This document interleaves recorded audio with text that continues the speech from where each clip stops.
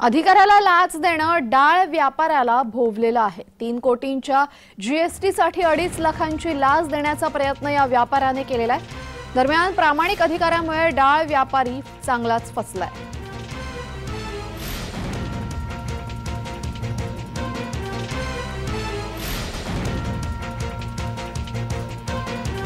राज्यभरामध्ये जीएसटीचा डाळ व्यापाऱ्याने तब्बल 1.5 लाख कोटी रुपयांचा महसूल बुडवला असल्याच्या बातम्या गेल्या काही दिवसापासून येत आहेत।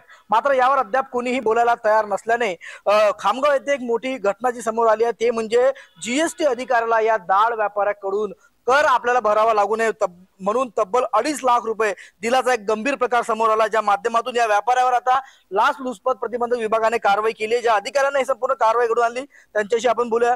राजपूत साहेब, मला सांगा की हा जो व्यापारी आपल्याला 2.5 लाख रुपये देऊ करत होता, कशासाठी हा तुम्हाला एवढी मोठी ऑफर घेऊन आला होता? काल दिनांक 20 डिसेंबर 2023 रोजी मलकापूर स्थित में बजरंग इंडस्ट्रीज, शकांबरी इंडस्ट्रीज, रामदेव दाल मिल्स इत्यादी मल्टिपल दाल युनिट्सचा मालक हा इकडील कार्यालयास 3 लाख रुपये लाच देताना अँटी करप्शन ब्युरोने त्याला रंगेहात ट्रॅप केलेला आहे।